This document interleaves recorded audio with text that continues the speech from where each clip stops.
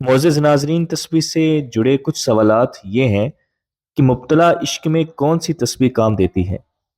ला हौला वला कुव्वता इल्ला बिल्लाह तस्बीह के असरात क्या हैं और ला हौला वला कुव्वता इल्ला बिल्लाह तस्बीह की वजाहत किस तरह से है? कि मुब्तला इश्क को जो तस्बीह काम देती है, मुब्तला इश्क ये अकरब की गिरफ्त होती है। केकड़ा देखा, ये दिल पे इस तरह कब्जा करता है जैसे केकड़ा, हर तरफ इसकी शाखें जा रही है।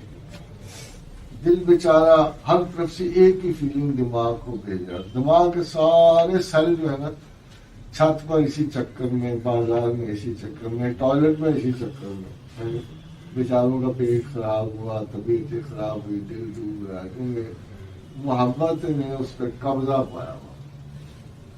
तो ऐसे आलम में अगर कोई तस्वीर तुम्हें काम आएगी तो ला हौल वला कुव्वता इल्ला बिल्लाह।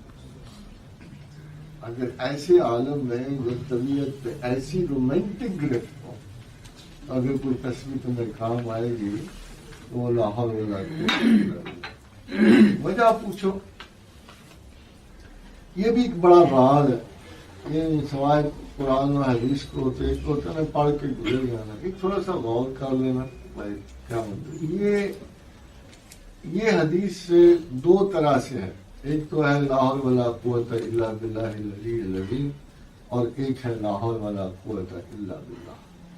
ये इल्ला बिल्लाह की हदीस है कि हुज़ूर सल्लल्लाहु अलैहि वसल्लम के पीछे हज़रत सुलेमान बिन अशअस सवार थे, अबू मूसा अशअरी। तो पूछा अबू मूसा क्या पढ़ रहे हैं?